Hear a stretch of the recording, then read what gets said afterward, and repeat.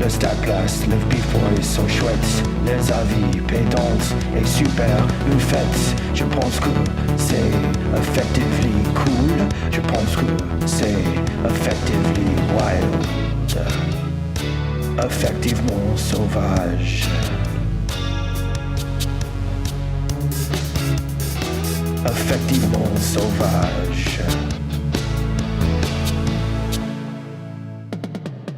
Hello and welcome to episode 2456 of Effectively Wild, a FanGraphs baseball podcast brought to you by our Patreon supporters. I'm Meg Rowley of FanGraphs, and I am joined by Ben Lindbergh of The Ringer. Ben, how are you? Doing well, but just wanted to clear the air. You know, there's been a bunch of controversy lately and just wanted to put out a statement because I understand that with opening day a few days away, I don't want it to be a distraction. And so you and I have talked and I apologize for what I said after the game, and nothing in the WBC takes away from the fact that we're siblings, we're teammates, we're co-hosts, you're family. And we're both focused on helping the Mariners win the World Series. Well, maybe not that last part. You are actually pretty focused on helping the Mariners win the World Series. I mean, I have nothing to do with it, to be clear. You're still focused on it, though. You can't actually do anything to make it happen. But yeah, to an unhealthy degree, one could argue.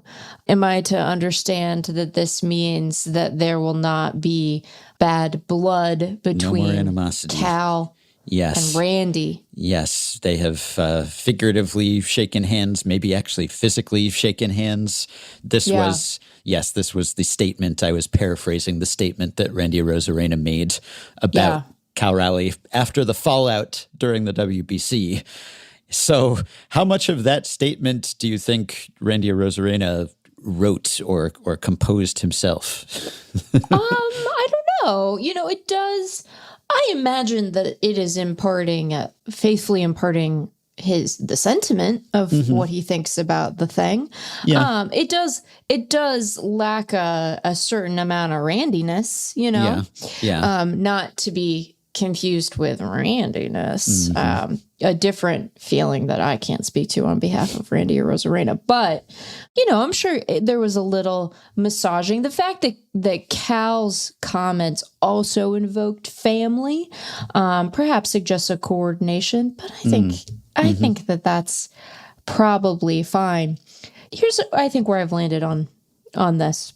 And I'll allow for the possibility that I'm grasping, you know, to try to make it go away on behalf of my beloved Mariners. But I think on any given team, at any given time, there are guys who don't really get along very well.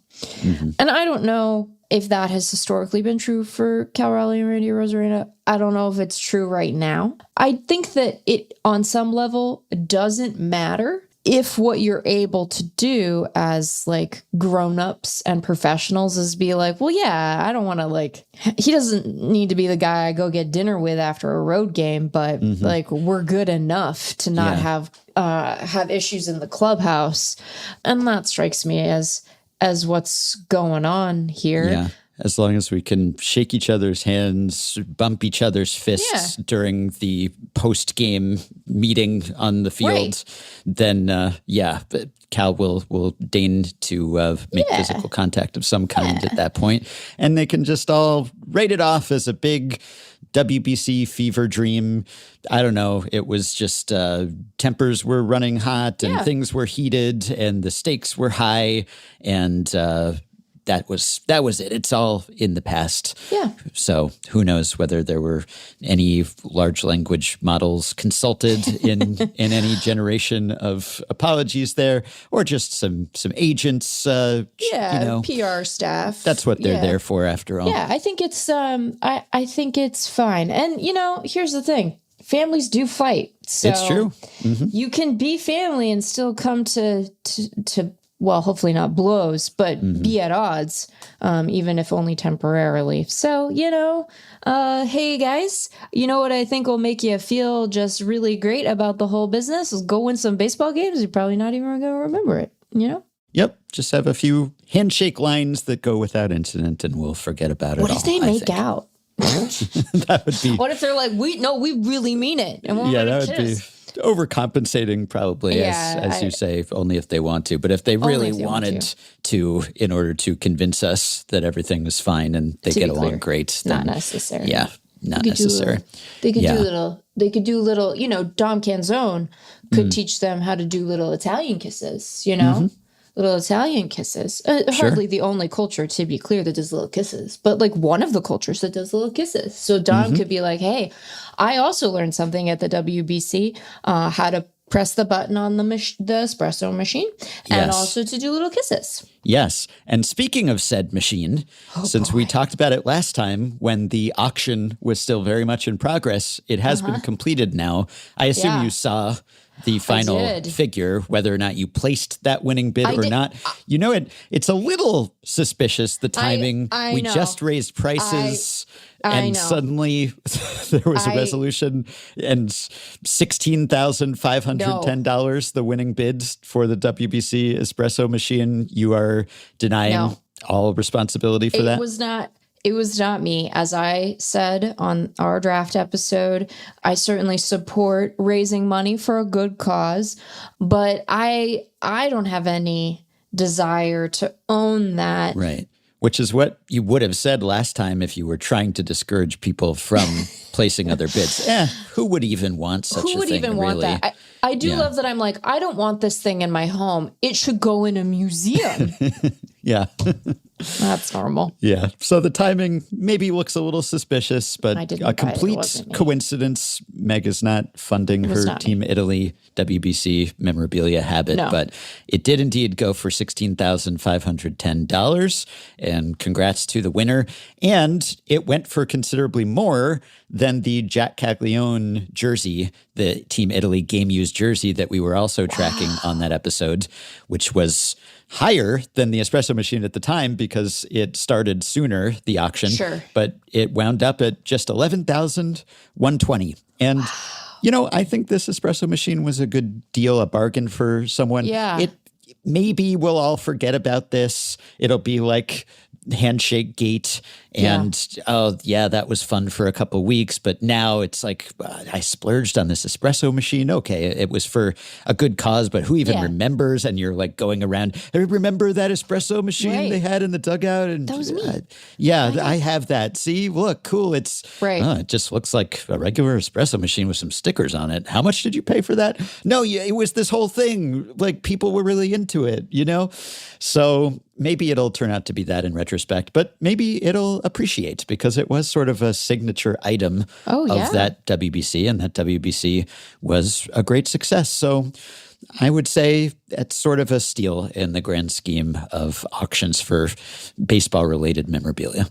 I mean, I think that there are an infinite number of ways to spend your money kind of questionably. And this is sure one of them.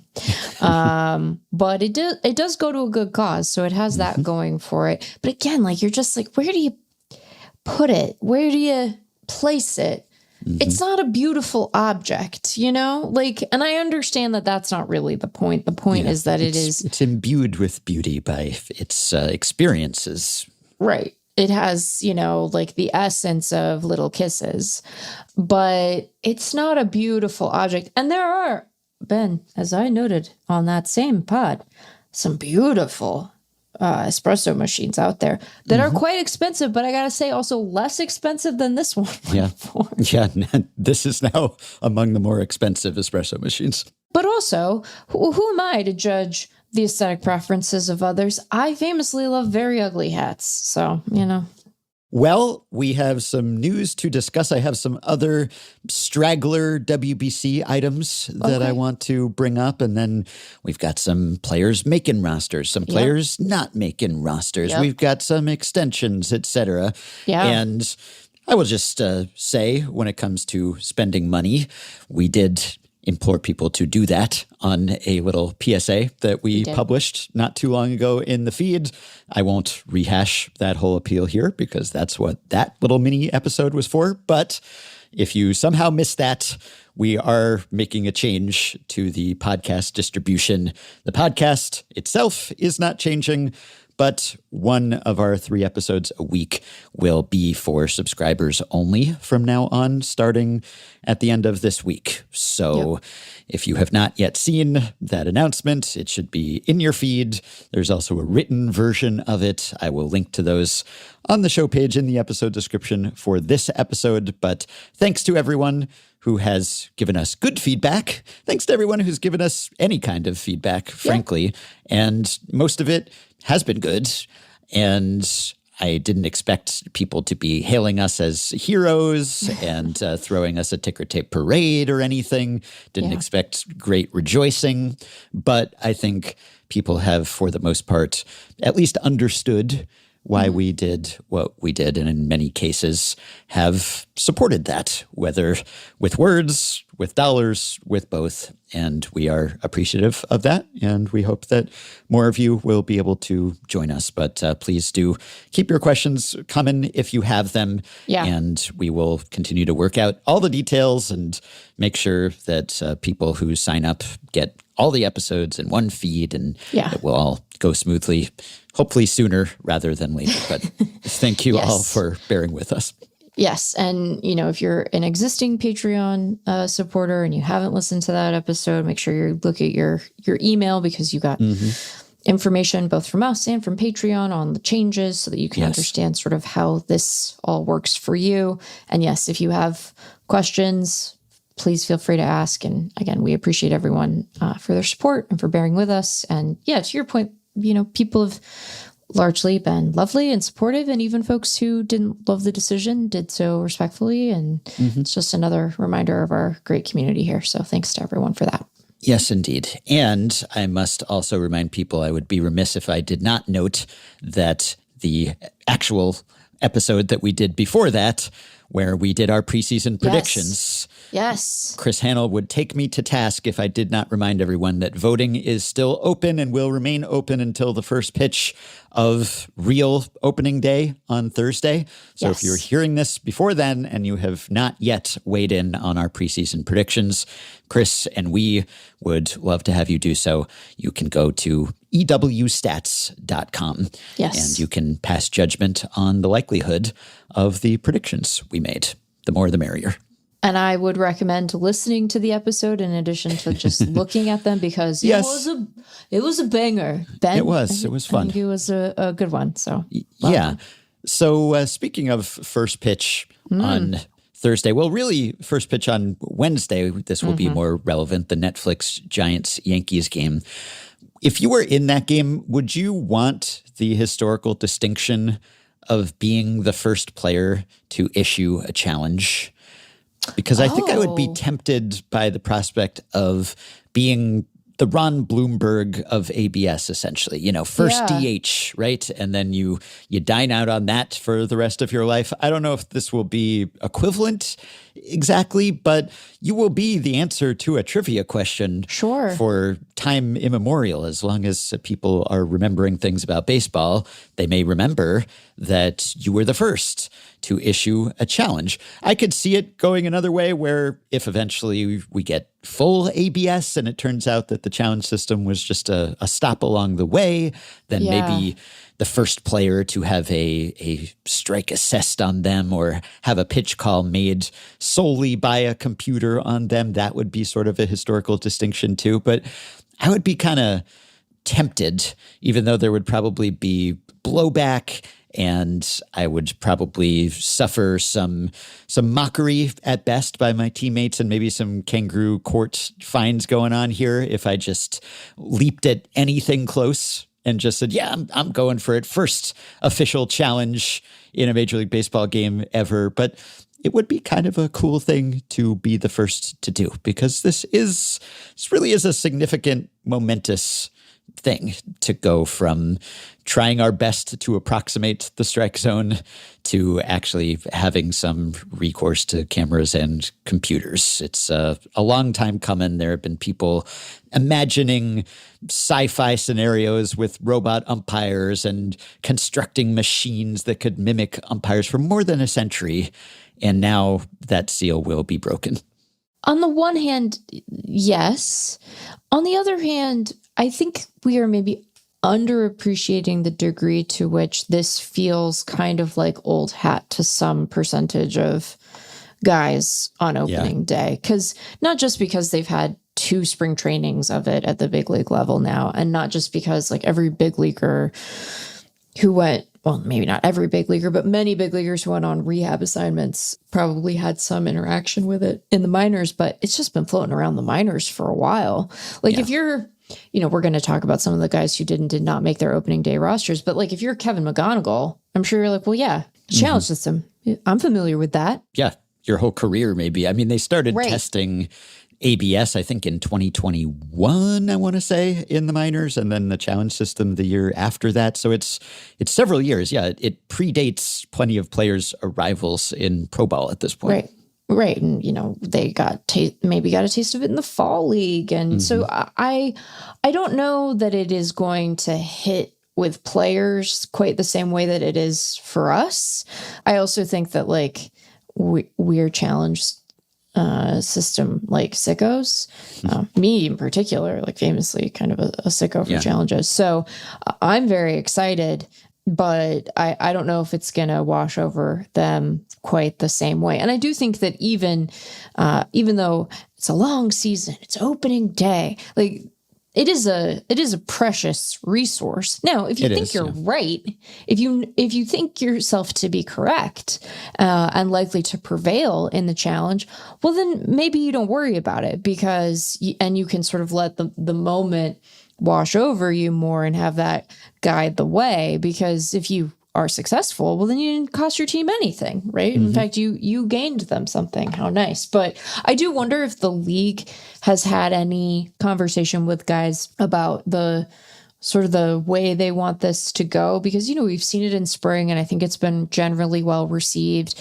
But I do wonder if in the back of Rob Manfred's mind, he's like, it wouldn't be great if like we ended up adding like 20 minutes of game time to the first game of the season through challenges, successful challenges, right? So I do wonder if there's been any, maybe not directive, but just like, hey, we want everybody to be having a good time with this thing. I don't know why they'd talk like they're a 70s swinger, but... Yeah, I think that we probably will quickly not notice it and it'll just become kind of part of the scenery, aside from the occasional controversy.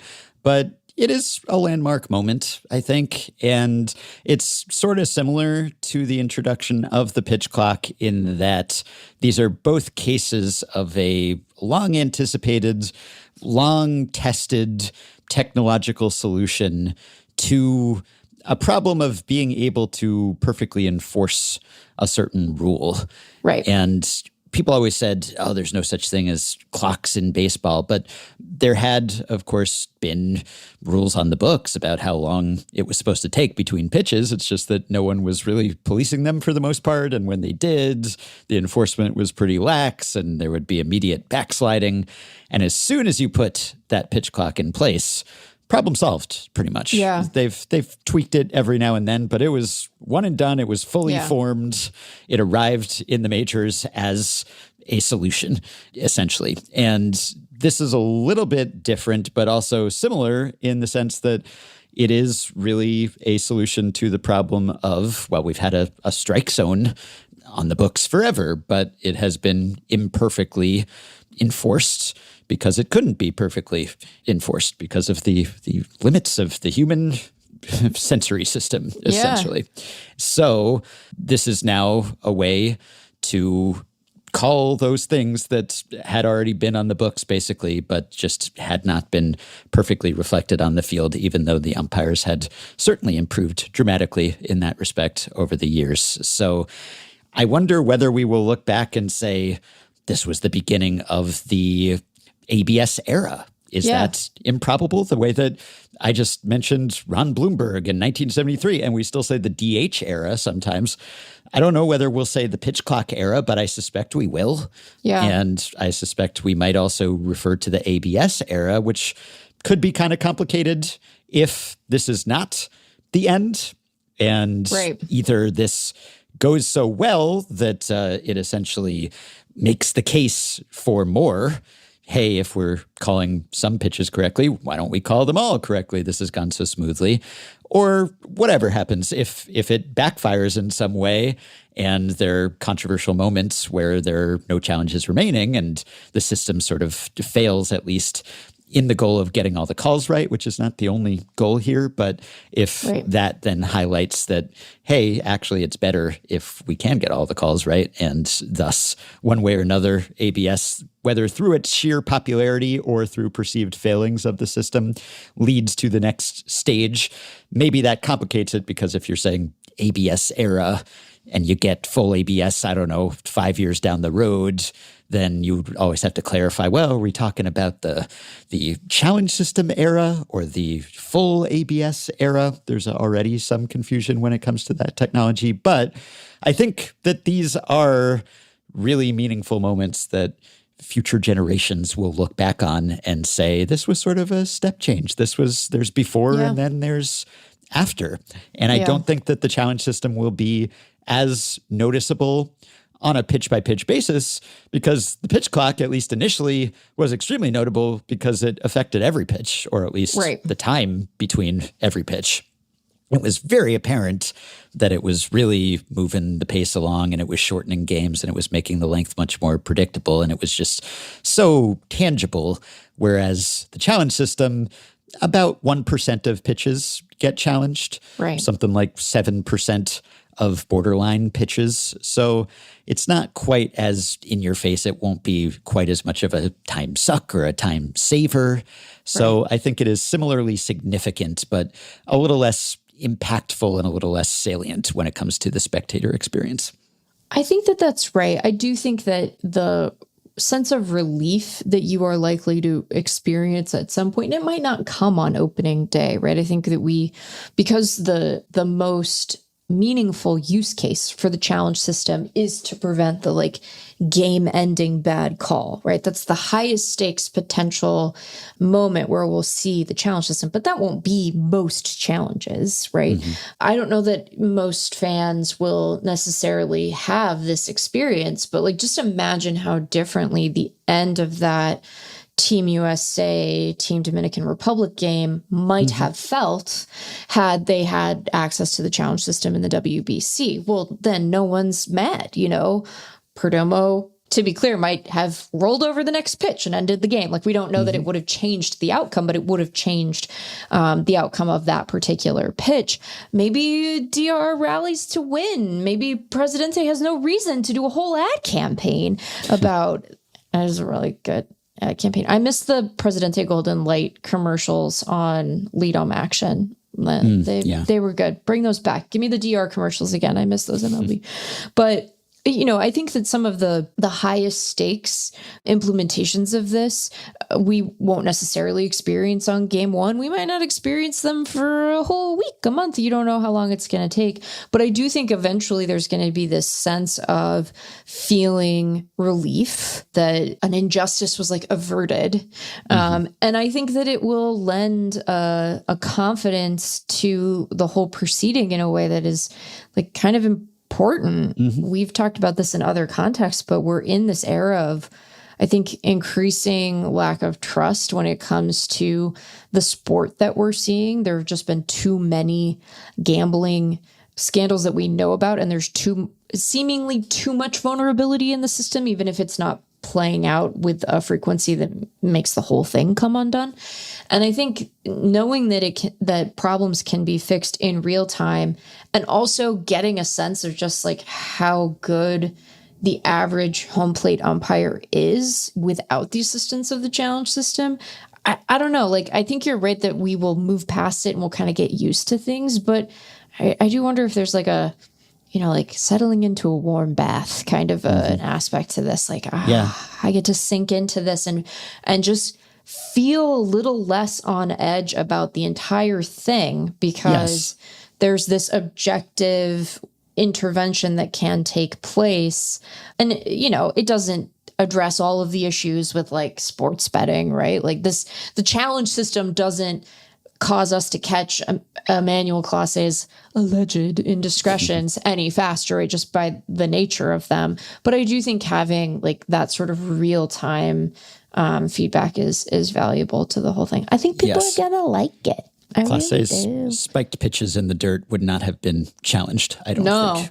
Though if they had been challenged, it could have uncovered other malfeasance, I suppose, if you're like really committed to those being called in a weird way. Well, I think it'll go down easy. And I think much like the pitch clock, it'll be a moment where we think, well, we can't go back, really. Right. And maybe even how did we live like that and what took so long? In this case, even though I think philosophically and historically, I think it's sort of a similar introduction of a technology to address a longstanding complaint. It's different in the sense that the technology is actually much more demanding. The pitch clock was literally just a countdown clock, just a low-tech countdown clock. They were testing these things in the 1960s. Like, we had the technology for, I don't know, half a century or more.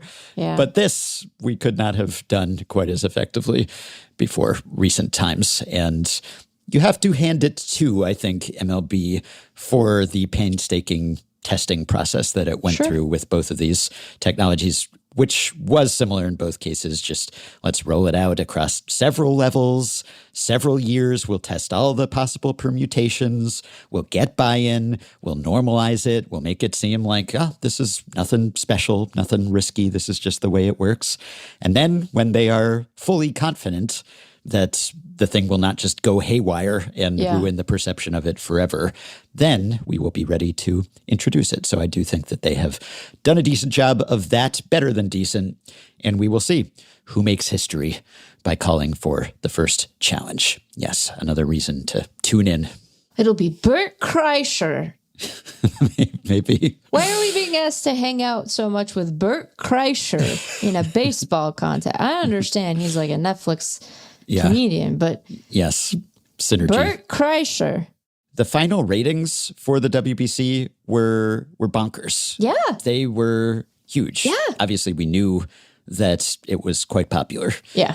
We sensed that it was a sensation, but this blew away the numbers from 2023, which were themselves big.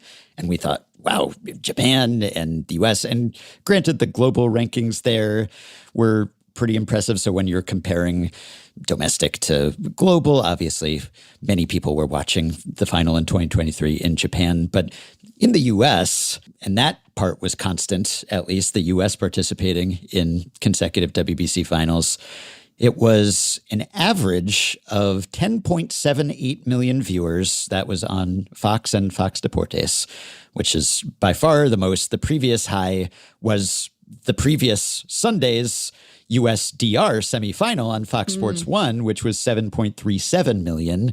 The Venezuela win in the final, the peak was 12.15 million viewers, and that more than doubled the previous WBC final, the indelible Trout-Ohtani game. Right. That was 4.97 million average across FS1 and Fox Deportes. So this was huge. It was, 6 of the 7 largest audiences in the history of the WBC.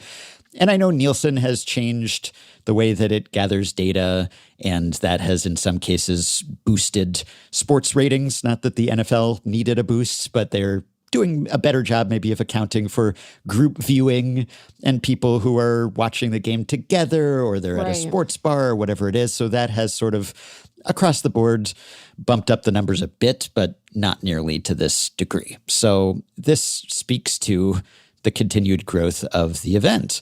Yeah. And I know that there are people who disregard ratings and just say, well, we don't really need to care. Like, that's a business thing. Why do we care if the ratings are high or the ratings are low? And I sometimes understand that, but other times I think, well, this is a pretty good objective bellwether of how popular this thing is. And like it or not, we tend to care about things in part based on how many other people care about them.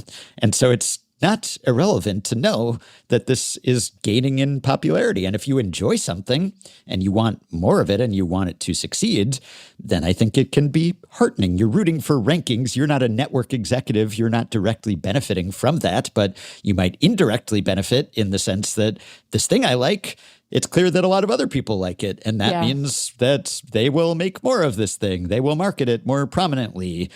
And that, I think, can be something to celebrate. Anyway, the percentage increase here and just the steady growth, it's pretty impressive. This is a major, major event. Yeah, I think just on the how much do we have to care? How much do you have to care about the ratings for like the national broadcast for a major league game? Very little. Like you want, to your point, you want things to sort of clear and probably quite comfortably, given the amount of money involved, the sort of threshold for viability. But I think that in the context of the WBC, it does behoove you to care a little bit more, not only because it's still a relatively young event and you want every time there's a conversation in the league's offices in New York for them to be like, well, and it did so well, and like move on, right? For its continuation to be sort of a given, an obvious thing for them, because I think there is sort of a decision that's being made kind of every time to re-up. And some of the champions of the event, I think, have been with the league a long time and will be with the league for a long time. But like one of the primary champions of the WBC is Rob Manfred, and we know his tenure is going to come to a close at some point. So I think you want there to be good institutional momentum around the continuation of the event. I also think, and this is a more sort of diffuse potential benefit, presenting a vision of baseball that is backed by Major League Baseball and is, in the instances of many of the teams, although not all of them, exuberant and fun and loud and, full of espresso machines and some of the just, loudest, most raucous, engaging audiences you've ever seen at a baseball game. Yeah. And I think that it's good for the league. It's good for people who play in the league and also people who watch baseball to see different versions of it. I think it sort of opens up the field of vision for what baseball in the American context can look like. And it's not like that's the only benefit or the primary benefit. I don't think that the reason like the DR should participate in the World Baseball Classic is to serve as an education for American audiences. But I do think that kind of education has some value. And it's a lot of fun to see different cultures interact with the tournament and with the sport. And, when the tournament does well and you have surprise runs from teams like Italy, as we discussed with Kiri, like I do think that it invites further investment from national programs that have a less well-established baseball tradition.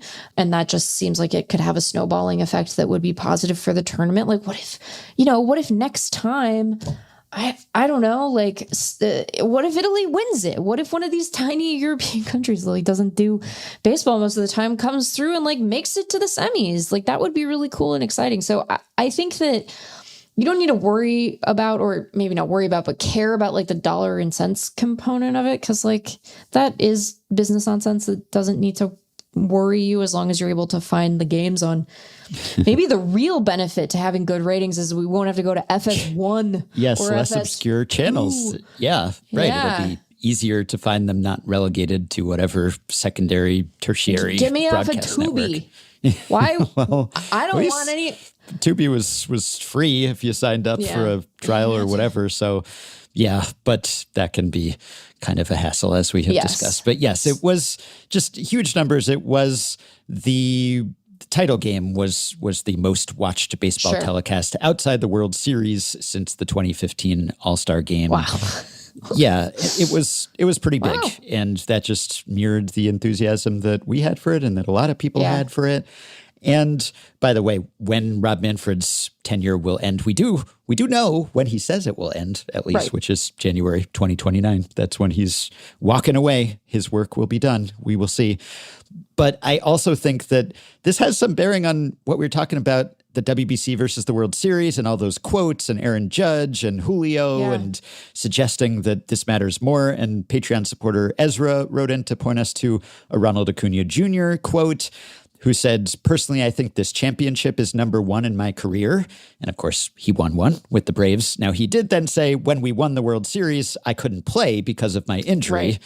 So a caveat. Sure. But he said, today I finally made my people proud. So no shortage of quotes along those lines.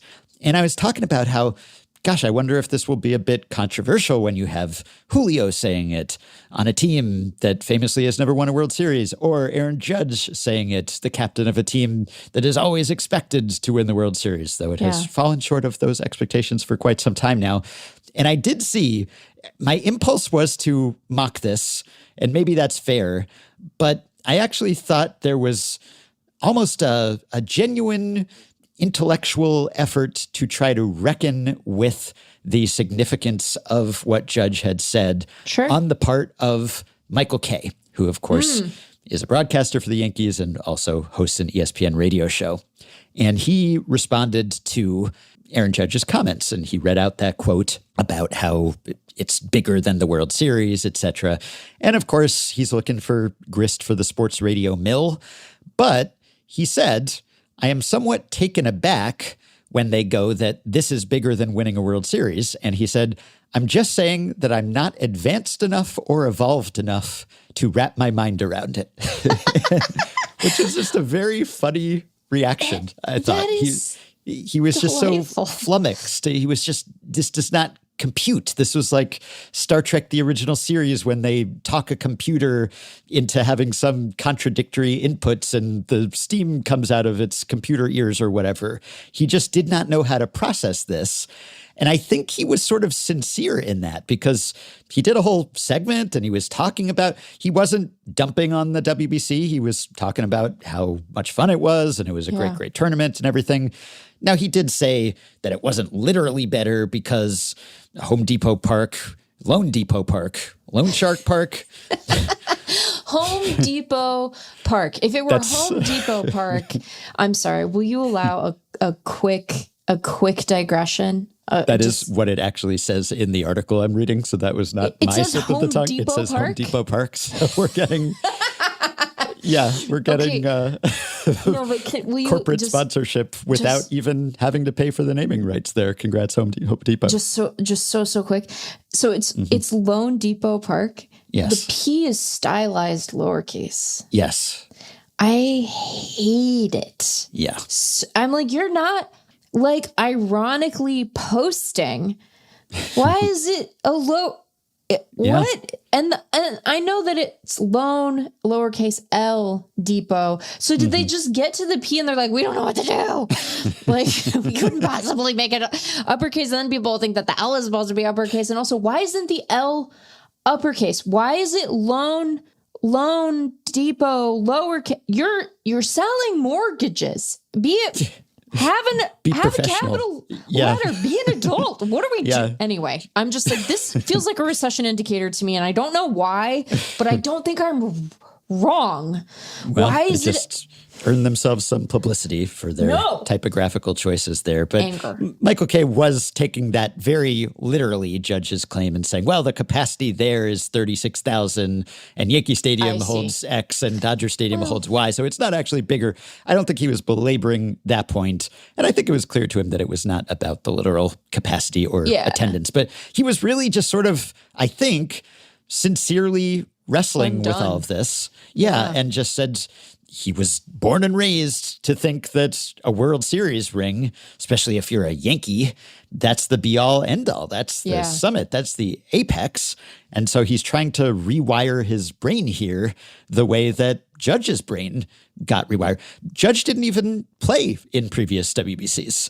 And all it took was one experience playing for that team in that tournament to say, wait, this is bigger. This is more momentous. So once you're in it, I think maybe that becomes clear to you. And maybe it's a little harder to understand from afar.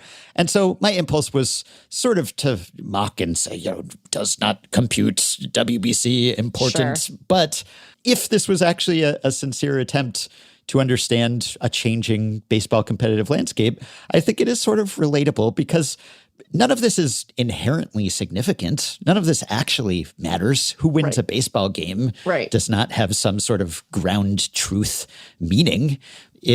has the meaning that we ascribe to it. We decide that it's important who wins and that it represents something and it says something about the human condition and society, and we get invested in it. And that lends importance to it that it does not just inherently deserve. It's imbued with that. I already used that word imbued today, but I'm going back to the well for one more, imbued, because we do that. And that's why I think it is somewhat meaningful that 12 million people or whatever were watching that game, because there's kind of a consensus that gets built about this is important. And even if you don't personally care about the Super Bowl, you feel like you have to watch the Super Bowl because it's the Super Bowl. It's an event and zillions of other people are watching it and it's built up into this massive thing. And if you have a water cooler to converse around, then it's going to be the topic of water cooler conversation. And so it becomes important because of its importance at a certain point. And the WBC, at the very beginning, it was sort of an industry plant. You can't just conjure an event out of thin air and say, this is suddenly important. Right. It takes some time, and the participants have to treat it as something important, and the fans have to buy into it as something important.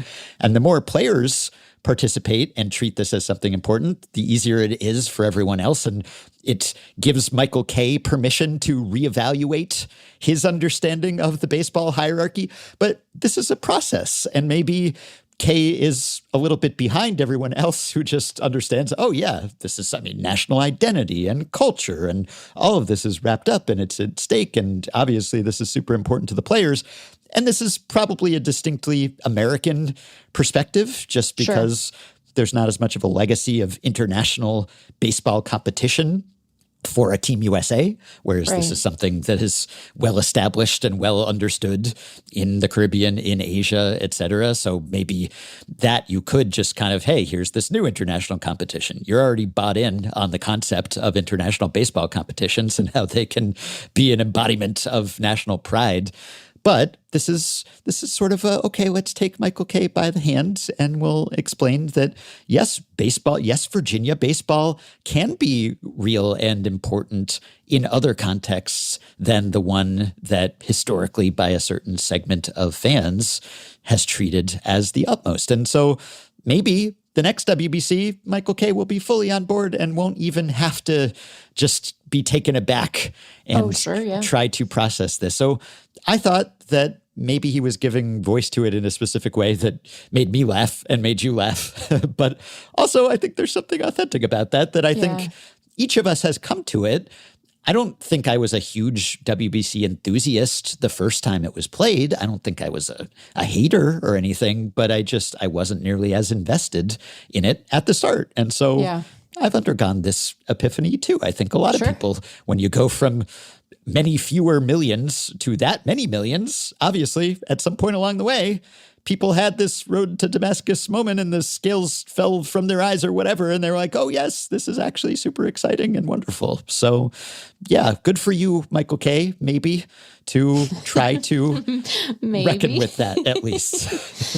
Well, and I think part of why stuff like this, you're right that within the American context, it's not that there isn't international competition, and particularly at the amateur level, guys play like for Team USA and against international opponents a good amount.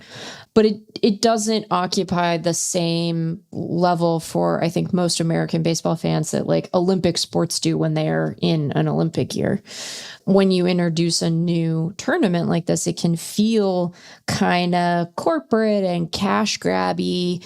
And like you, I wasn't like opposed to the WBC, but my appreciation for the event has really grown over time. And I think part of that is like it ends up being this relatively generic vessel that all these people then like pour their oddity into and their passion and their understanding of the game. And it looks a lot of different ways and it comes in a lot of different forms. Like we didn't even talk about the guy who had the stovetop espresso pot and was using that as a noisemaker. That's Ben.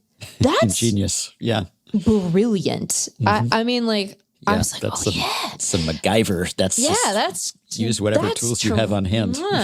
That's terrific. And so this thing can happen when you get a critical mass where whatever version of the event, whatever form its organizers thought or hoped it was going to take, sure, that's still in there.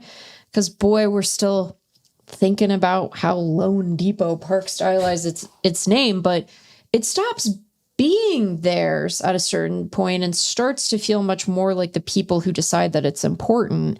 Mm-hmm. And that's a really cool kind of transition. And I think that I feel like I'm handing it to the league so much today, and I don't care for that, Ben. But I will say that, like, I think that the league has been pretty responsive to like how fans want to come to the event and how they want to show up for it and care about it.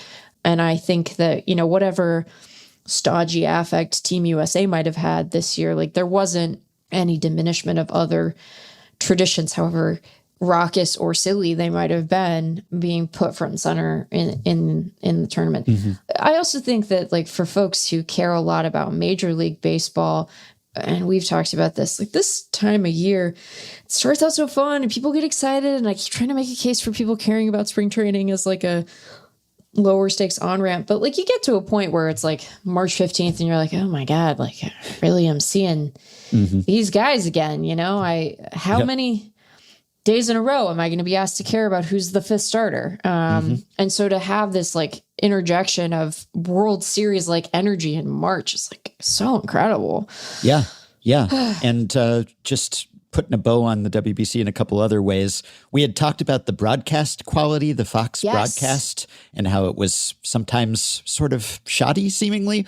Well, we have a listener in every industry with every expertise. Just wanted to explain why that was, because we got a listener email, Patreon supporter Sean, who said, in response to the question on the WBC pod about the Fox broadcast, bad cuts, etc., Fox wasn't the actual provider of the game broadcast. They were working off of what's considered in the TV world a world feed.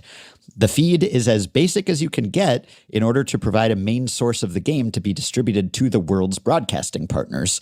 When networks have world feed broadcasts, they aren't in control of the cameras or replays and often have very scaled down camera complements.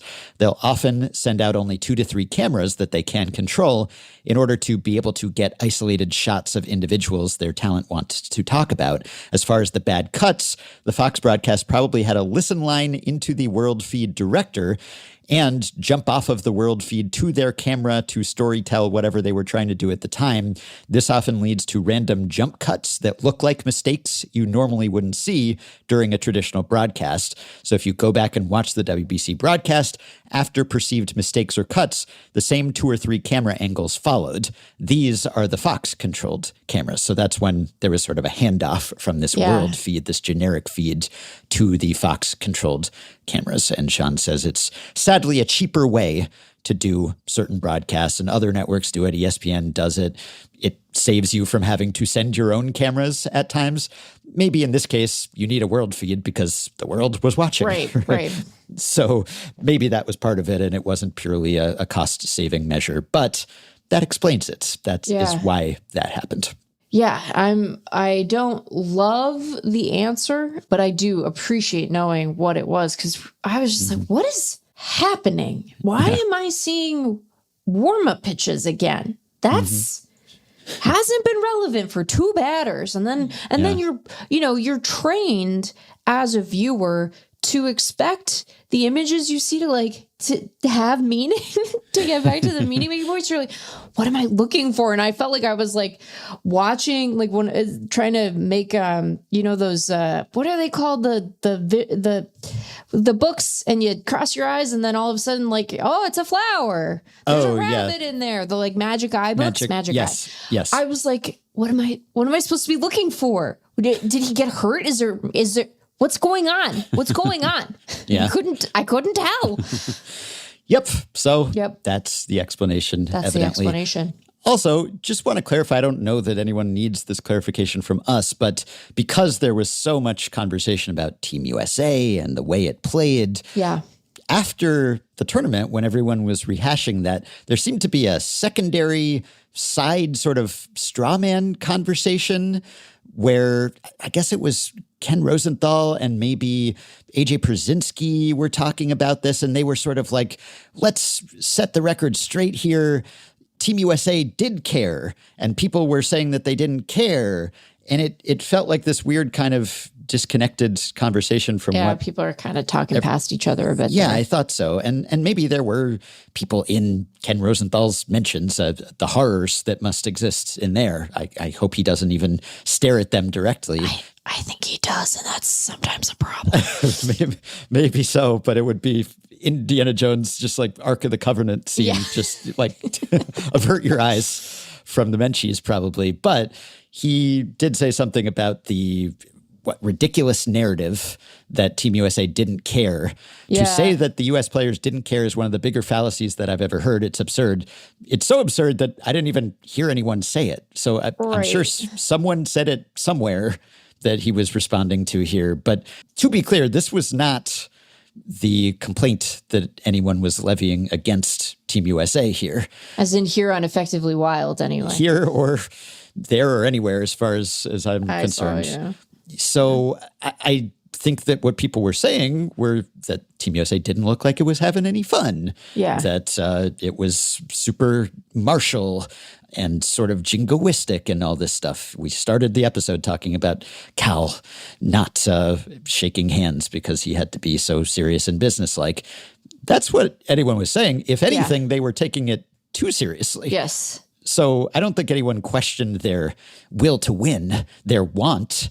I think we all understood that they really wanted to win and they played hard and, if anything, too hard, maybe, and could have stood to loosen up a little. But I wouldn't conflate that with saying that they weren't trying. No, they wanted to win. Absolutely. Right.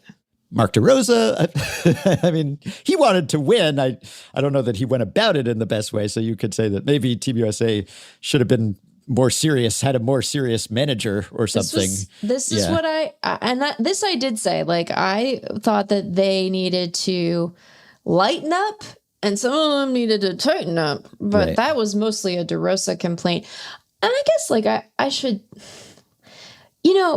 it's okay if some people's relationship to baseball is like serious. Mm-hmm. I don't have an issue with that being like a part of a rich tapestry. I just thought that the particular version of it we got here was like pretty one note.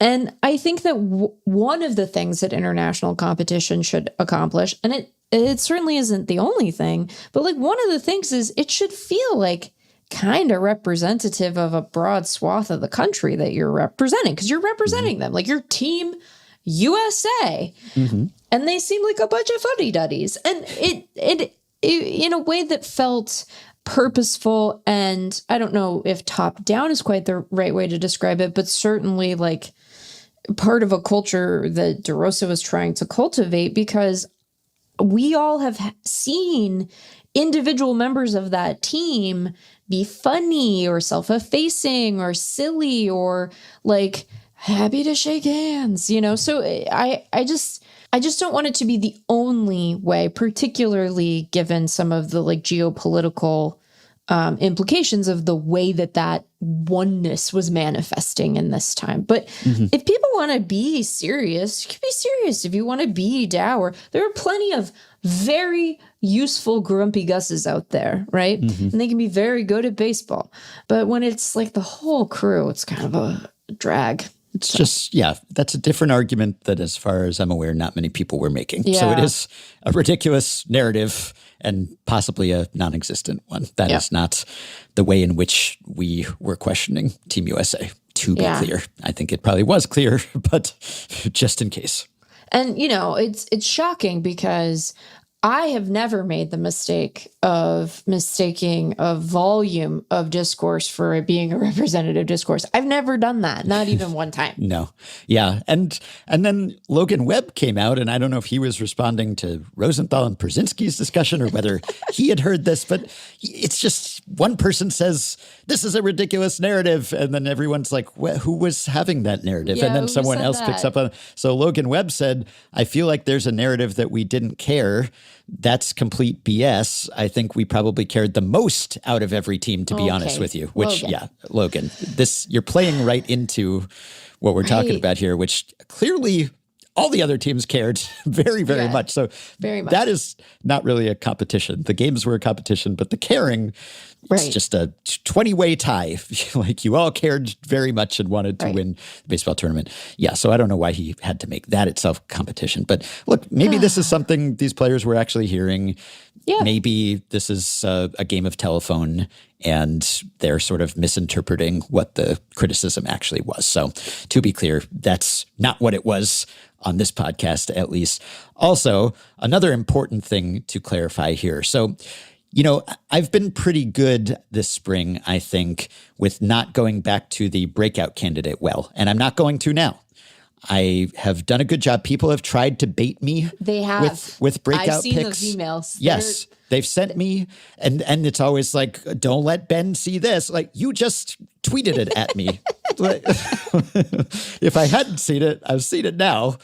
But people are trying to get a rise out of me. They're trying to do it, Ben. I've refused. I've refused to be baited, and I will continue to. It's not good for me or anyone. No. I'm just not dignifying these breakout articles with my clicks.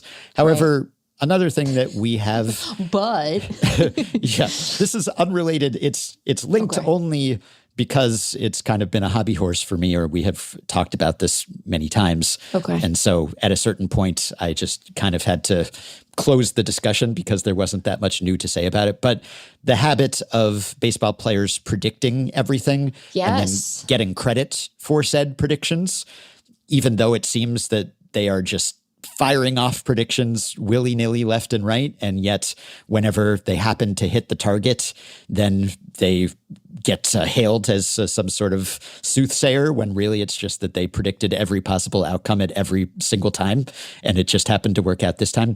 But this is, I think, stretching even the definition of what a prediction is. And this was WBC related. So I read this in the Daily News and the New York Daily News. Here it is. I'm just going to quote this. This was about the final when Nolan McLean exits the game and the U.S. is trailing 2-0 before Bryce Harper hits his homer. So, U.S. down 2-0 before Harper evened the score with a 2-run homer in the bottom of the second, a shot that right-hander Clay Holmes called just moments before the ball left the park in Miami. Quote from McLean, "Me and Clay were standing next to each other. Clay said, 'Pretty good moment for a homer right here,' McLean said. Next pitch, he gets into it. I'm standing on top of the rail and I just kind of blacked out from there. Honestly, I don't know what happened, but I was definitely on the field at some point." So what I object to here is the idea that suggesting pretty good moment for a homer here qualifies as calling the shot. Yeah. Which, to be clear, is the language that the author used. That is not part of the quote. We don't have McLean on record here saying, yes, Holmes called it, but that's the implication, I think, that, he suggested that this was going to happen, and maybe the author who's writing this up is taking their cue from McLean saying that Holmes had called this. Just remarking that a home run would be beneficial right around now. Yeah. That's not a prediction. That's not calling it. No, absolutely not. And look, probably 6 different people on the bench called that homer because that's just what baseball players do, as we have established. Yeah. But you get even less credit if you're not even going to say he's going to hit a homer here. You're just going to make the incredibly banal and obvious observation that this would in fact be a pretty good moment for a homer. That's sort of an understatement, and maybe it was said sort of facetiously, but you don't get credit after the fact for remarking that this would be a pretty good moment for a homer. That is self-evident. Yeah, it seems like it does stretch it ever so slightly, you know? Yeah. And maybe there's a slight implication. There's a suggestion. Yeah, I don't want to jinx anything, but I'm just saying this might be the moment. This might be the guy. Okay, maybe that's kind of what he was getting at. But if you want to predict something, just predict it and also be somewhat sparing in your predictions so that you are not the person who predicted every outcome, in which case you were bound to be right at times. I'm just saying the bar is low enough as it is.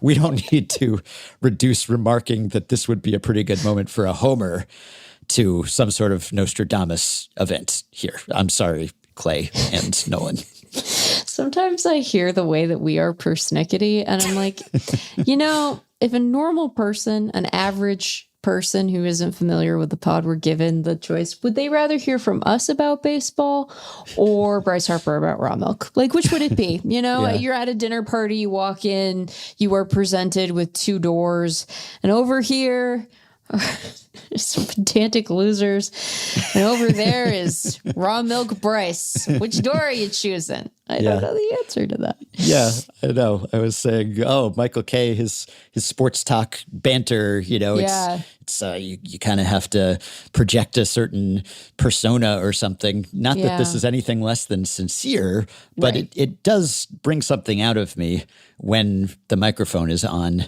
Yeah. And I get a bit more heated than I do just sort of sitting around reading this quote. But even so, it made me sit up and say, no, you do not get to count that. We have to draw the line somewhere. Have to draw the line. Yeah. And speaking of being persnickety, I won't belabor this either because I have previously belabored it, but I wrote up my treatise. You did. It was very well done. Thank you. Well, I thought this was just going to be a blog, just sort of a silly, and then it ended up being 5,000 words because I had so much to say. Yeah, I mean, I know, really, who could have seen that coming?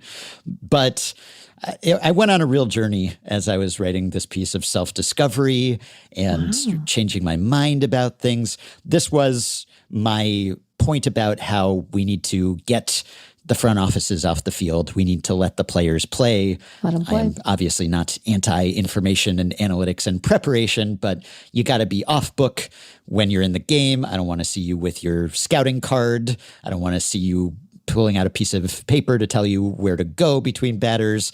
And I don't want to see coaches via front offices calling pitches, every individual pitch from the dugout. So I put this into words and I tried to make it, to the extent that I could, kind of logically consistent and not just a reflexive reaction. Sure. And I tried to provide some historical perspective about how all of this has evolved. I got to say, something about that piece really resonated with people. Yes. I thought this was going to be I am not a crackpot. People are going to be wondering what has happened to me. Am I okay? But I have to say, this almost became a kind of rallying cry. There were a lot of people saying it was as if by being bold enough to go out there and, provide the permission structure to criticize our own, essentially, the stat heads, to say we've taken things too far, not literally us, but our ilk inside front offices. And there is something of a revolt happening here. And it's the most progressive baseball thinkers you could come up with who were, quote, posting and reposting and replying to this thing. It really seems like this has kind of touched a nerve, and there's a silent, I don't know if it's a majority or minority out there, but there are people. I have a constituency for this take. I thought I was all alone on this island. And it turns out that no, plenty of people are on this island with me. I don't know that it's going to lead to any kind of change. I don't know that there's going to be a groundswell of support for, say, banning the cards. But I am heartened to know that I am not alone here. And I almost had to question, like, gosh, maybe should I pivot to being a full-on anti-analytics guy? Is there a lane for me here? Just like carve out my corner as the ex-sabermetrics true believer who recants his stat head status embraces the old school. This could be a profitable, at the very least, grift for me. I was going to say, we have seen proof of concept in other walks of life. Exactly. This is like a version of this. Yeah, someone gets quote unquote canceled, perhaps on purpose for the for the purpose of pulling off such a pivot, and then they pivot to grievance grifting. Yeah, right. Now they're running CBS. Yeah, or maybe it's just you leave a cult or something, and then you come out and denounce it, and then and that can maybe be a little less sort of cynical, but then you kind of become the party that is best positioned, really, to open people's eyes because you are the best messenger because you used to be in that camp and then you realized that your ways were wrong and now you have some real credibility. Right. And so I'm wondering, I don't know that we have seen anyone pull off that pivot from stat head to old school and just decry all of the analytics things that they used to, we have our critiques, of course, but to become the classic, and maybe there's not as much of a market out there for that sort of old school sports talker period, regardless of your background. I'm just saying the way that this was embraced made me think, if we did not have our Patreon supporters who really were stepping up to the plate for us, and I just had to put on an act of some sort, this could be perhaps profitable for me, something to consider. I think the part of it that actually resonated with people was, I think the substance of the argument, and we disagree on some of it. I'm less offended by like the outfield positioning cards than you are, but I sometimes I worry that you just want every coach fired. Not fired, just confined to the coaching area. Yes. But I think the piece of it that really resonated with people is I think earlier versions of sabermetrics were perceived, and sometimes I think this was a fair criticism, and sometimes I think it was a bit of an overreaction, but were perceived as like fairly dogmatic, right? I think that as we have continued to learn more about baseball, especially as we've been able to like measure more things, we have realized that like some of the received analytics wisdom was like mostly right, but maybe limited in its applicability, or maybe we were too dogmatic about some things, and maybe there is a time every now and again where like it does make sense to bunt, actually, and not in a sacrifice way, but like there's a little bit of a baby out with the bathwater, I think. Yes. In the early days. Bunting for a hit. That's fun. That's exciting. That can sometimes be smart. Yeah. But it became sort of a casualty of the like never bunt hit dingers. And it's like, well, never bunt in these circumstances. And so I think when folks who are not that you were necessarily so dogmatic, but are understood to have sort of been around for a while, are able to say in a way that isn't like defensive, hey, here, I was maybe wrong about this part of it, or I didn't anticipate like how far it would go, and this version of it is bad. And it's bad not because it's like not analytically sound, but because like it's interfering with the aesthetics of the game. Yeah. And so I think rather than reading it as an opportunity to grift, what you're really seeing is sort of like the maturation of a conversation that has been in progress for a really long time.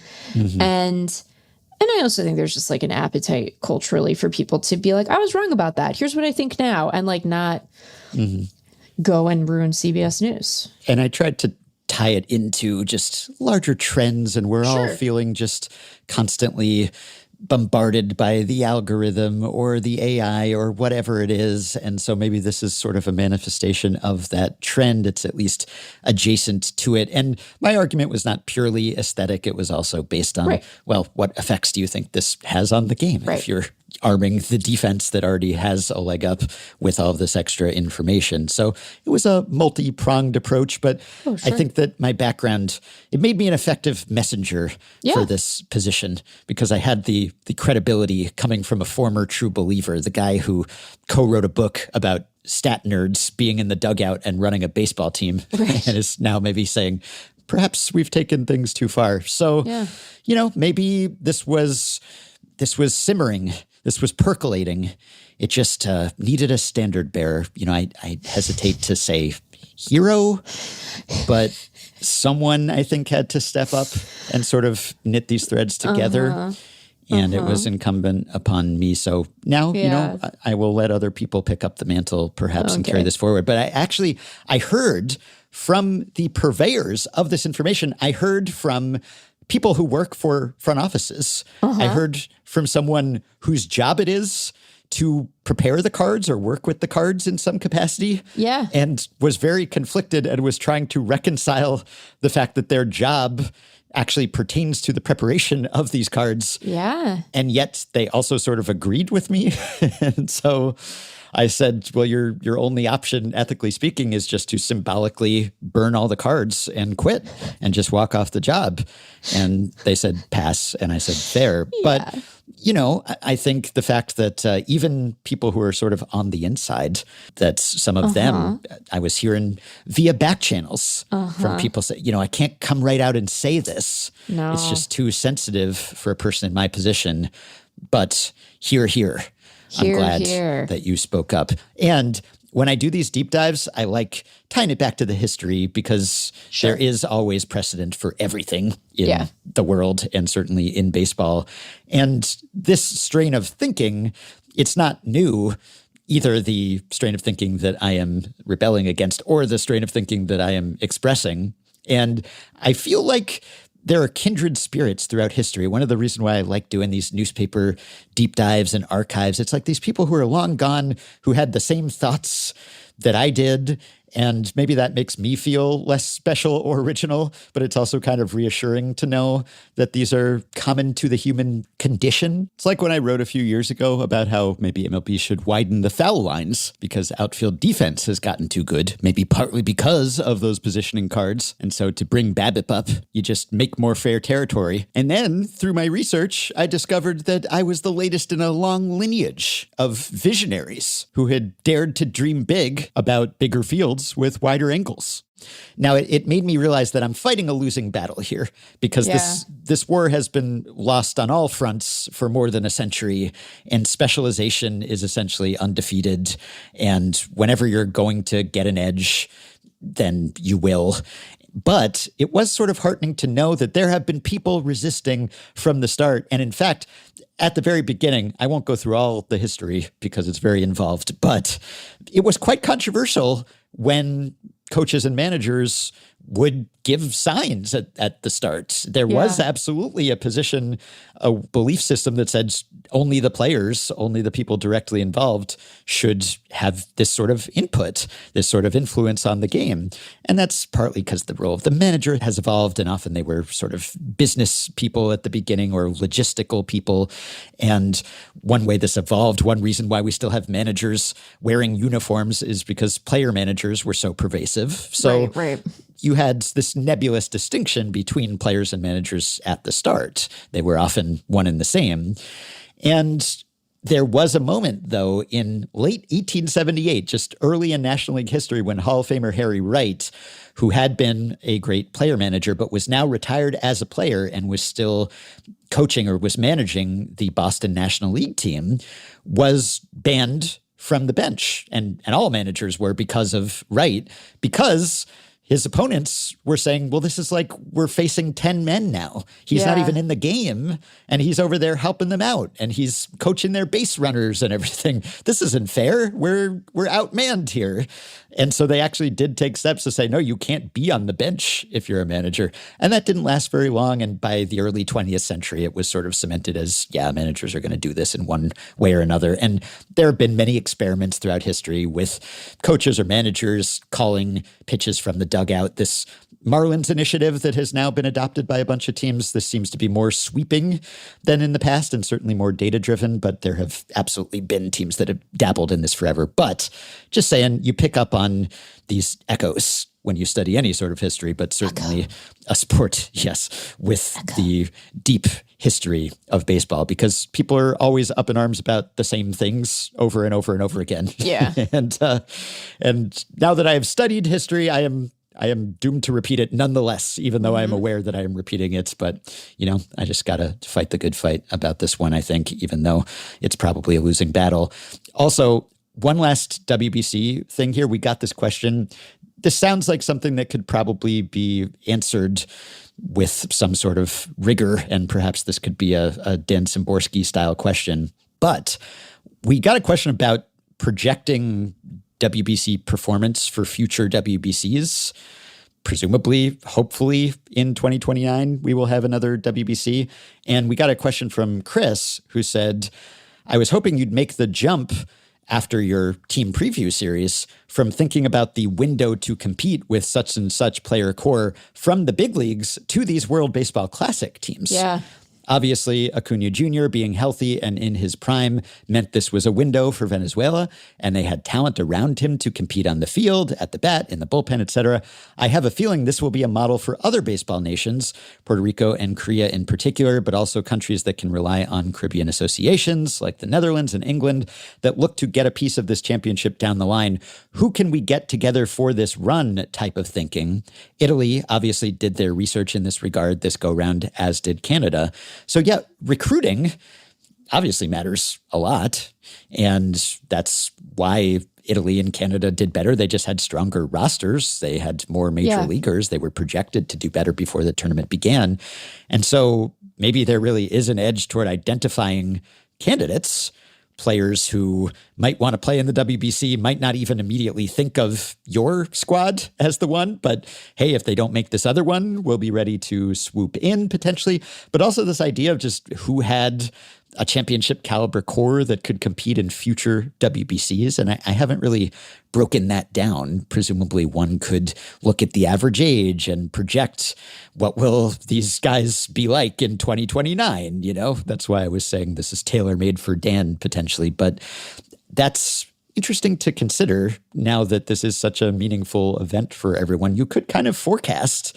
There's so much uncertainty about who'll be available and who'll be willing, at least. But now that there's a little less uncertainty about will players want to participate, it'll be about, well, are they healthy? Are they free? But also, are they still good? Are they still in their prime? Who will still be viable candidates for that team? It's like people were saying about Salvador Perez. Well, this is probably his last WBC. I don't want to doubt Salvi, the ageless Salvi, but yeah, there are certain teams that are younger and probably built for the future.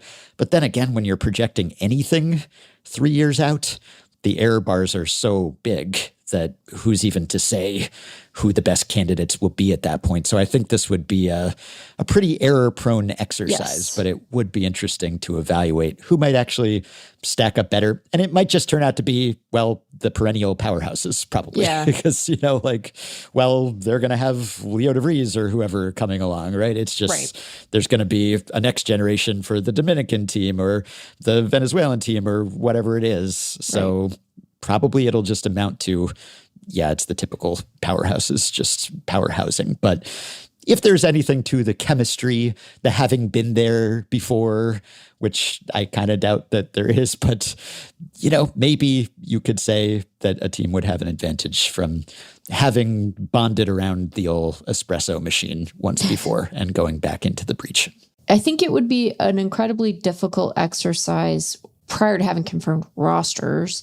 And then, of course, you have guys who maybe you can count on playing for sort of less well-established international programs, but you don't have a base of stats to project from. For guys who are primarily professional at other things and happen to come together for the WBC, you wouldn't really be able to say much. Now, you might be able to say a lot by virtue of that fact, right? Maybe you don't need a projection system to be like, the team that has an electrician on the mound, they're less good than Japan. It's well, yeah. Tell me something else.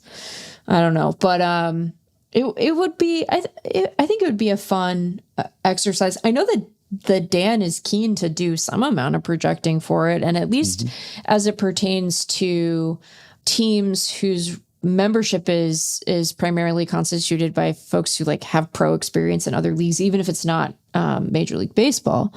The only instance where you're referring to MLB, it doesn't matter.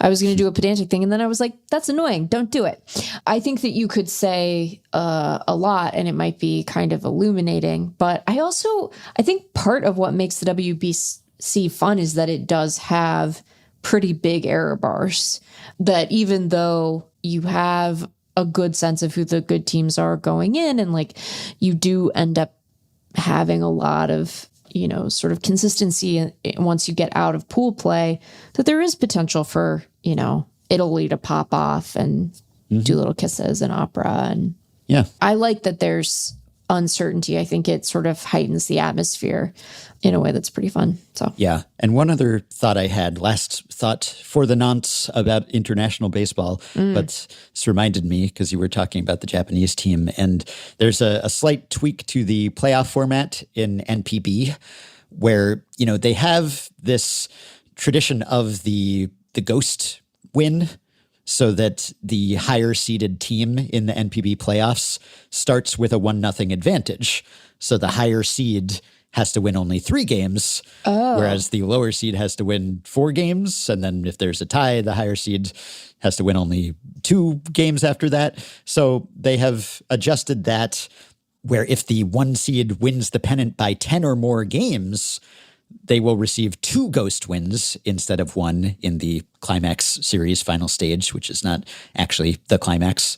But if a sub 500 team qualifies, the pennant winner also gets 2 ghost wins. So if there's a huge mismatch, then the favorite gets an edge. And this is something that I know has come up on the podcast before when there's been playoff randomness and when there's been conversation about, is there too much randomness, and are we rewarding teams for being good in the regular season enough? Because sometimes you'll have a team that was better than some other team in the division or whatever, or a team that it beat out in the wild card race, and then suddenly it finds itself playing that team in a short series and losing to that team. And you think, well, what was that prior 6 months for? And people sometimes suggest, well, what NPB does is it gives the better team a leg up and an extra phantom win. And I think that the American mind cannot comprehend this. This is, it turns an entire country into Michael K. Our brains don't work so good. Yeah. I don't know if it's just like the wanting to have some sort of fiction of a level playing field or what, because in NPB they have ties too, which I'm fine with ties if the alternative is Zombie Runner. But again, the American mind rebels. Don't like, always got to have a winner. Don't they have ties in hockey? Can you have a tie in hockey, right? In some sports, in regular season hockey, there have been all sorts of You can have them in football. Yeah, the format has varied over the years, and they have like a points system, of course, in hockey. So now, this is why I can never understand hockey rankings. I'm like, I have no idea who's good in this. Sorry. They don't have ties anymore. They used to have ties in the NHL. So now you do shootout? Then there was shootout, and then there's overtime, and there's like 3-on-3, and they have their own version of the Zombie Runner. 3-on-3 thing. Right. That's right. Okay. And then there are the points. So Kraken. But and there's some wrinkles to this new playoff format. I saw someone else mention that the series gets extended along with that 2-win advantage. So the advancing team needs 5 wins in this scenario. So the pennant winners don't start halfway to advancing. They still need to win 3. Yeah. So it's clever. I guess it does the trick. But I think that it would just never be accepted here if you were just like, well, you win a certain number of games and you're facing some 500 club that just squeaked into winning a wild card. So therefore, you will start with a win. I think people would hate that and would object and would say, well, this defeats the purpose of having a whole random tournament, which arguably is true, I suppose. You could also say, well, doesn't it defeat the purpose of playing the whole regular season not to have some sort of advantage other than maybe home field advantage? So I like that people have different baseball traditions and that countries do baseball differently. And sometimes we can learn from each other, and sometimes the cultural barriers are just too high for them to be transcended. But it is an interesting idea to keep in mind next time we're doing playoff randomness conversation. This is one potential solution.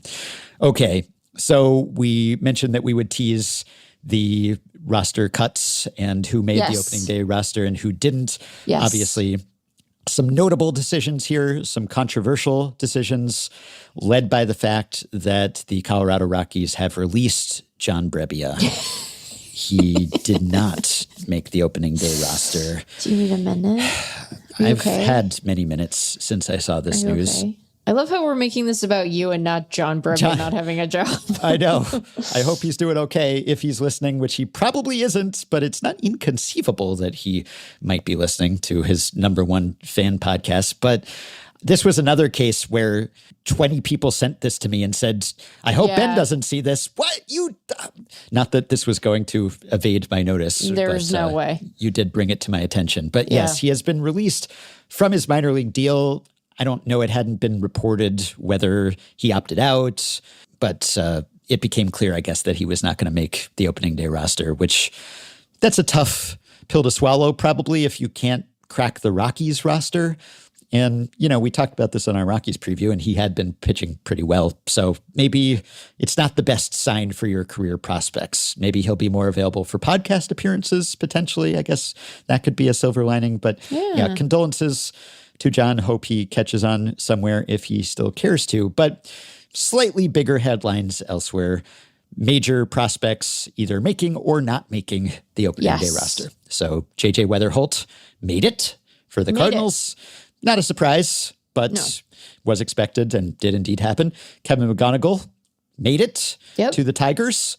So that's your maybe number 3 and number 2 prospects, perhaps. They're starting the season on their team's opening day rosters. And then the number 1, he is not. Jeopardizing your prediction about him perhaps surpassing Mike Trout's rookie season WAR total, which was in some jeopardy because it was quite bold, which was in keeping with the exercise. That's the point. He will not be making the Pirates. He has been moved to minor league camp. Yes. Doesn't mean that he couldn't make it soon. He could be up soon. It really depends. Obviously, if he were to sign an extension, I imagine magically some of the Pirates' reservations could be overcome. But also, there's the prospect promotion incentive. This is not necessarily have to wait months until like Super 2 deadlines or whatever. We have the prospect promotion incentives now. And the Pirates did not immediately promote Paul Skeens either. And then because of those incentives, or, he got an extra year of service time because he was so good and so decorated. And so in a sense, I guess you could say that it backfired that the Pirates were not aggressive in promoting him sooner. But then again, who's to say? Maybe he benefited from that time. It has worked out quite well, at least in terms of his development. Yeah. So I don't think this is a case of clear service time manipulation or the Pirates cheaping out necessarily. It's disappointing because, of course, everyone wants to see Connor Griffin showing off and hitting bombs and his huge neck. But I think it's understandable and defensible because he is so young. He is so inexperienced at the higher levels. And also, he didn't have a very good spring training. He didn't. Which means only so much, but it means something if you want to crack an opening day big league roster despite barely having any upper level experience and still being a teenager. I think this is fine.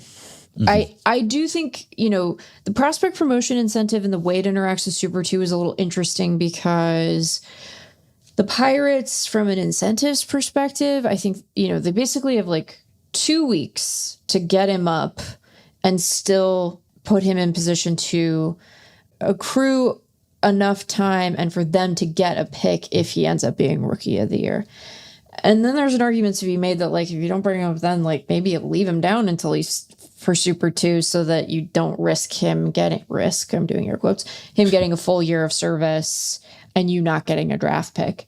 How they sort that out, I think, will be determined by a number of factors, not the least of which is how he responds to, the high minors. But I don't think that this is is really evidence of service time manipulation. And we all know I'm very happy to call that out when I think I see it. But He is not yet 20. He turns 20 at the end of next month, a month from today, in fact. Happy early birthday, Connor, and your big neck. And has played, 21 games at AA. And he hit a $171 in spring. So I think that if Connor Griffin had come to spring and lit the world on fire, that he would have been their opening day shortstop. And I imagine that they have, or at least I would hope that they have sort of learned from their experience with Skeens, where it's like, hey, you might end up like just with this guy getting a year of service anyway, and you getting nothing for it, but really impressive play. And so I imagine that will inform something of their strategy going forward, but I don't think that Connor Griffin forced the issue. He hit some bombs, obviously. He hit some. The tools were pretty apparent. Right. You can see why this guy is going to be a good big leaguer. Like, that was apparent in camp. You also could see that he was like overmatched. I don't think that will be true for very long. It wouldn't surprise me if he doesn't take all that long to adjust to the high minors and is good and ready soon. But I also think, we've gotten used to like guys coming up and lighting the world on fire right away. And sometimes they do that and it's awesome. And sometimes they take longer to adjust. And we tend to kind of overreact in both directions, candidly. But I think because there have been so many recent examples of players being really good from day one, that we tend to forget that baseball is littered with examples of guys who were rushed and it goofed up their development. And then they weren't right again after that, And so I think that when you're looking at someone who you rightly know is going to be like one of the faces of your franchise, that you can't screw around. Like, you need to take his development seriously. And sometimes teams don't take a guy's development seriously in the other direction, where it's like he doesn't have anything left to prove at AAA and he needs to be tested by the majors. Get him up there so that he can make the adjustment and then be a good big leaguer. But I don't think that that's what's at play in this particular circumstance. And I promise I would be like, those dirty Pirates and their dirty service time tricks. But when a guy hits 171 in spring, you know. And he sort of slumped at the end and lots of whiffs and Give him time to marinate. He struck out almost 30% of the time. He barely walked. Let him, he hit for big power. Like, boy, we weren't kidding. Like, that's in there.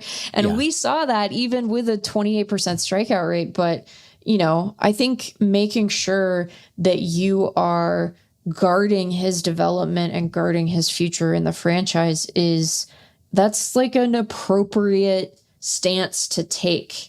You can be irresponsible in the other direction. The part of this that is, I imagine, frustrating to Pirates fans is that like their sense that there is urgency here for the big league team to be good. That's not a false sense, right? The clock's a ticking on Skeens. And so I get you wanting to have like a really good 5-tool guy to pair with him and hopefully push and be good enough on his own to like elevate the guys around him, especially the guys they brought in, many of whom are like good, but more complimentary than like, stand out.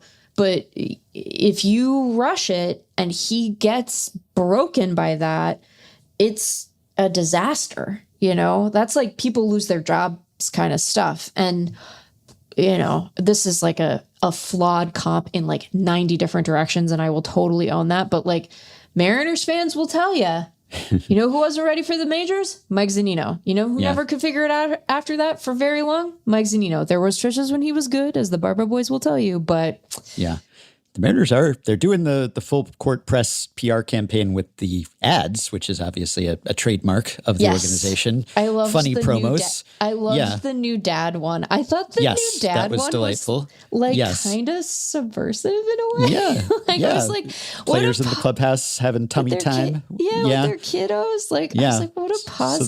So they need to get Cal and Randy in one of these promos and make light of. Yes. And they are doing guys, just don't force it, okay? Like they had a video with Cal Raleigh and Bryce Miller about Cal's bobblehead, and it's delightful. And like I just, there's bias here, to be clear, but I don't think I think it's okay. I think you can like Cal Raleigh. I don't think it's like, it's not a Brian McCann thing. It's okay. No. But yeah, he can. We don't have to cancel Cal. Let's, this was a blow. This was a setback to his public image. But let's give him a chance to let's all redeem get back to here. talking about that ass and see how it goes, Yes. So McGonagall and Weatherholt had better springs. They weren't setting the world on fire exactly, but they were okay. And they're just more advanced. They're a lot older, years older, more polished, more experience under their belts.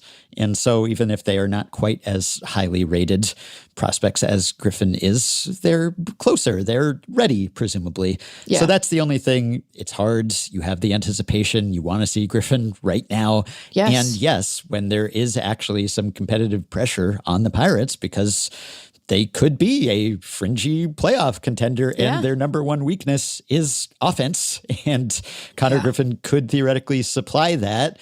And he has the, I think, second best FanGraphs WAR depth charts projection on the team after O'Neal Cruz. Yep. But you don't want to jeopardize anything long term. And this is someone who is going to be very important to your franchise. And him coming up and maybe being the difference between a 2-WAR guy or a 1-WAR guy or something. I don't know. Maybe that ends up making the difference for the Pirates, but probably not. So you want to just prioritize his development. And he just has not had a ton of time. And a year ago, he wasn't nearly as prominent on the prospect radar as he is now. And there were all kinds of concerns about his game, which he just resoundingly answered ever since. But even so, not quite a finished product. I think we will see him soon, most likely. I think so too.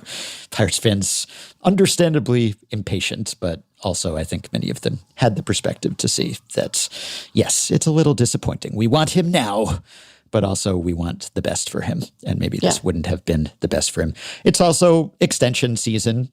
And we'll see whether the Pirates can get in on that. But we have seen Christopher Sanchez sign an extension with the Phillies. And who knew he could get any longer? Reportedly, Pete Crow Armstrong has agreed to an extension. Hey, Cubs and PCA, you gonna interrupt PPRs with extension talk, and then you're not gonna give us terms? What are you doing? What are you doing?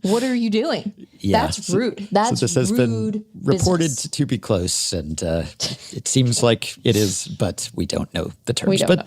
How interesting are extension terms anyway, really? Like we look at the comps and the service time but for someone like PCA, I think it has the potential to be interesting. Early career extensions are always more interesting to me than later ones because of what they say about the market and the perception of the players at that same. The Sanchez one is interesting because like they didn't have to do anything. He was under contract with options and stuff for another couple of years, but they were like, hey, you know who's really good? You. You should make more. Yeah, that was almost a Salvi sort of, let's tear this thing up, or if not tear it up, at least tack on to the end to make you feel a little bit better about this. Yeah, and that's nice when that happens. It is. Doesn't happen it's interesting, very often. right? Because it's like teams, they're all about surplus value. Right. And if you sign someone to a below market deal, well, you should celebrate, right? That's the goal. And yet, when that player is good and prominent and important to your franchise, you also want to keep them happy. And sometimes keep them happy and sending a signal to other players to, hey, we're going to take care of you. Sometimes the maximizing the surplus value is not seen as the most beneficial move. I would also argue that there's likely still surplus value to be had in that deal, but you know what I mean? Yeah. I think everybody's going to be happy to have Christopher Sanchez around for a while. I don't think they're going to be like, oh no. Yes. yes, it will be interesting to see how much surplus value there is in PCA's extension, just because that came up earlier this spring when he's a very quotable, engaging guy. And there was a feature in Chicago Magazine about him, and he was asked about the extension. And I would have to have Shane bleep every other word if I read this quote. But he said, "I'm cool with being under team control." He also said, this might be worth just bleeping. League minimum ain't too bad. but then he sort of salvaged it because, okay, that's relatable. Sure, league minimum, that is actually pretty darn good, especially at that age or any age, frankly. Yeah. But he is also aware of the fact that he's in a union and he has certain responsibilities. And so he said, I play the game because I like beating other people in a fun way. I know. The money will be life-changing regardless. Again, so he's sort of, you can hear his agent saying, "Pete, stop your leverage. It's ebbing away." But then he said, "I would like to get a fair deal so I don't the market up. I want to look out for the other center fielders who have to go through the same process." Yeah. Which is why I'm glad Cubs management and my agents are figuring out how to do this. So I like that because it was like, my impulse is, this is great money regardless of what the terms are. And I like playing baseball. So sure, sign me up. I want to stay here. But he does have the perspective and, has been given the guidance to say, but you should also look out for yourself here and also look out for comparable players and everything. Yeah. So I wonder how he will end up balancing those competing concerns. Totally. But basically, what is exciting about an extension announcement is that the player signed an extension. And then, yes, we look at the numbers and everything, but the numbers are always low relative to free agent dollars. Right. I always find that sort of funny, more funny than frustrating when terms of an extension will be announced on Twitter, for instance, like Passan or whoever. And then all the replies are like, "Why did he sign for that?" And it's because they don't understand the economic structure of baseball and how you don't get paid until you are in your ARB years and then free agency years. And so if you're signing an early career extension, you're not getting free agent money. And that doesn't mean that you signed some massively below market deal. So there's always, and like Brent Rooker, when he signed one, he had to sort of explain to Twitter that this is how baseball economics work. I'm not just an incredibly terrible negotiator. Right. Actually, this is not equivalent to when someone signs a free agent contract. I wish that the conversation around the extension thing, particularly when it's an early career player, focused more on how their money in that extension relates to what they might expect to make an arbitration rather than on the free agent market. You need to consider how much of your actual free agency you are giving away. Mm-hmm. Giving away has a value judgment associated with it. How many of those years are being occupied by the extension? Because even if it is a healthy extension, one where we're not like, "Oh my God, this is malpractice on the part of your agent," you're still probably the team's getting those years at a discount in all likelihood. So I think that you want to consider that piece of it. But the most meaningful salary comparison is triangulating between your years at the league minimum versus what you might reasonably expect to be able to make an arbitration. Because I think that people, and by that I mean fans more than players or their agents, because their agents are keenly aware of this stuff, but you can make really good money in ARB, even if you're not setting records, right? Even if you're not Skubal or Juan Soto, players can make really good money in arbitration. And there is sort of labor pro-social aspects to that, right? Because then you're setting good precedents in the arbitration system for the guys who come after you. So you have to consider that piece of it too. But the choice, again, depending on the terms, which we still don't have, Mm-hmm. I say that I'm the one who edited Michael's copy on this when it was Matt. Thank you, Matt. Thank you, Bauman. Thank you to the rest of the FanGraphs staff for being such good folks at your jobs while I am a PPR gremlin. But the choice that someone like PCA is making is not between the league minimum and the free agent market. And oh no, on your way to the free agent market, you fell down a pit and now you're stuck in an extension. Mm-hmm. It's between sticking at the league minimum and then finding your way through arbitration and not having to do the arbitration piece, presumably with some free agent years bought out. So it is a little more complicated than that. I agree. Yes. Carson Benj also made the opening day roster. Benj. Yes. I've never said it wrong. Of Mike Tauchman, I suppose. Yeah, guys, don't get hurt. You're almost at opening day. See if Atlanta can salvage some of its pitching staff. So many Spencer guys. Strider down now. Just see if you can keep your arms healthy for a couple more days. That's all it takes. And then they can still get hurt, but at least it will be in more meaningful games. My last stray observation here, my moment of zen. I wanted to relay a quote that I saw from the mayor of my city, Zoran Mamdani. So this was about bus service. I have to get used to not reflexively reacting negatively to the mayor of my city when you're talking. Sorry, it's not. Well, it isn't trained just yet. Got to work on it. This is relevant because the transition from His Honor Eric Adams to Zoran What's that weird Mamdani. Little guy doing right now? I'm sure I do miss him. Fascinating. Yeah, something vaguely criminal in all likelihood, allegedly. Maybe so. But he can get away with that now. I mean, he could get away with it then too, but fewer people are paying attention. Anyway, put the politics aside here and just evaluate the quality of the quote. Okay. So Zoran was talking about bus service and about this particular Bronx bus service. And he said, unfortunately, as the mayor of New York City, I must deliver fast and reliable buses for Yankees fans as well. I love it. I can think of no better way to welcome the start of baseball season than by breaking ground on a project that will make commutes faster, streets safer, et cetera, et cetera. Regardless of what you think of Zoran Mamdani's political positions, this is how you have to handle this. Yes. If you are a talented politician, you have to just embrace. pick your teams, man. Yes, because this is how humans relate to their sports teams for the most part. And if you want to appear relatable and authentic and sincere, you have to embrace that. And guess what?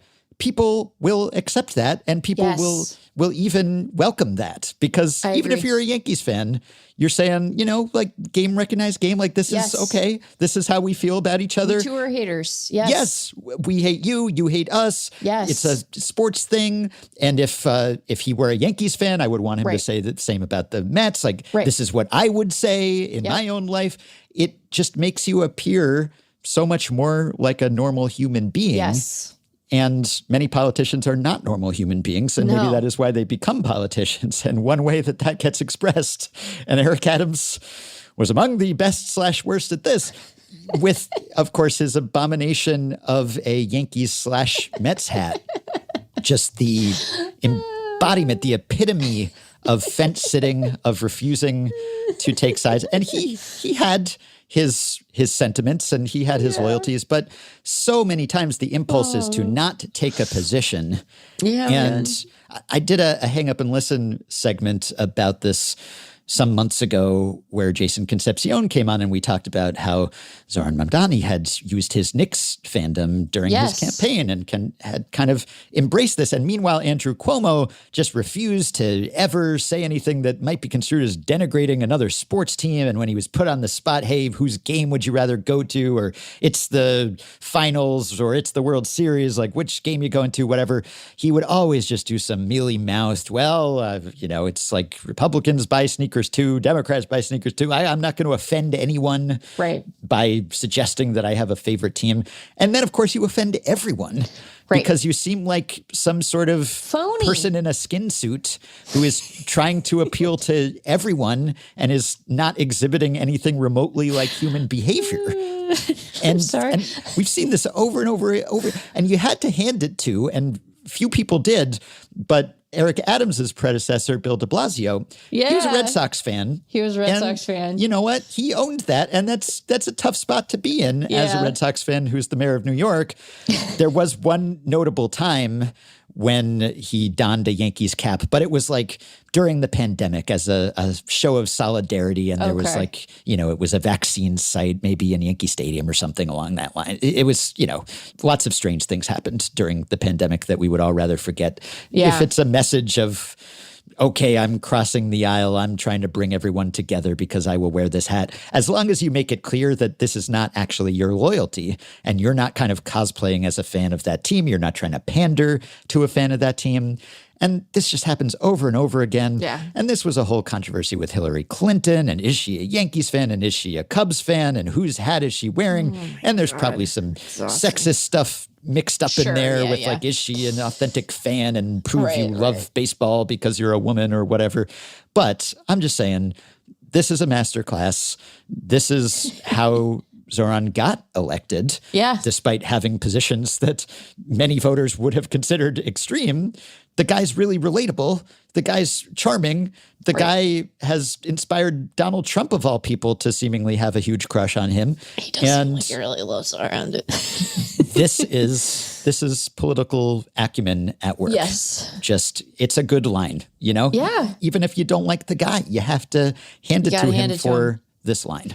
Yes. I think that we have an allergy, maybe one that's waning in ways that are kind of concerning, but I think in general, people just have an allergy to phoniness. And it's really hard for the fence sitting to read any other way.